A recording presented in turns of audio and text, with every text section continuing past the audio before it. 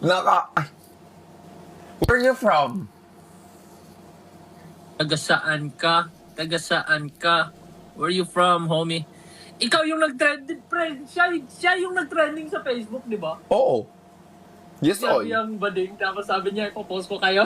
Si Stormy? O ikaw, pag sinabihan kitang paisnget, magagalit ka ba? Okay lang, honest ka naman eh. O, diba? Ayun nga Sinabi eh. kong bading ka, di tama. Tama yung pagkasabi ko. Oo, kuya, pero dapat ba sabihin mo yun na bastos? Di naman, dapat lalaki ka, ganyan. O, di ba? Dapat Siguro, tama. kaya ka nasa US kasi hindi ka nag-aral dito sa Pinas, no? Parang di nag-aaral. Di naman talaga ako nag-aaral O kaya nga, it shows. Ha? It shows na wala kang pinag-aralan. Oo. O, diba, babe? Tama mali. Tama mali, babe.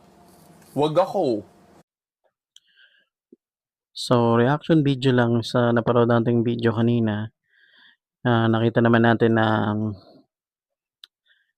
yung viral na naman yung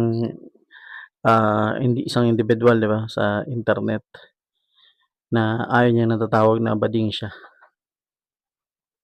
Okay, so please understand me guys, kung kailan pa naging bastos ang salitang bading.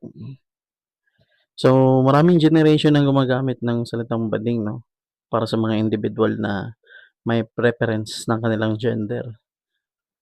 Siguro kung ulit-ulitin lang natin yung video na yun, if we going to look at the emotion, nagagalit lang si I don't know how to address yung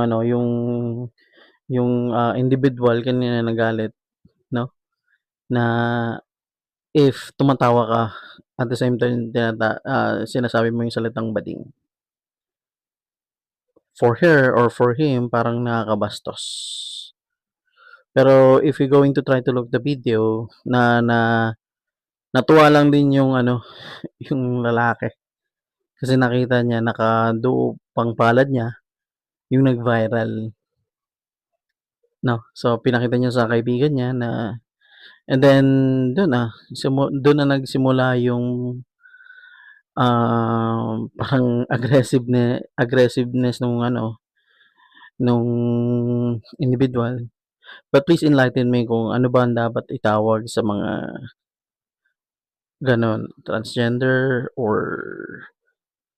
trans woman. I don't know. I really don't know right now kung ano yung new meta for them so that hindi siya sound offensive for them. Hindi sila like an attack from them. So let's na lang siguro, so let's respect each other na lang para walang ganitong klase ng no bashing or whatever you call this.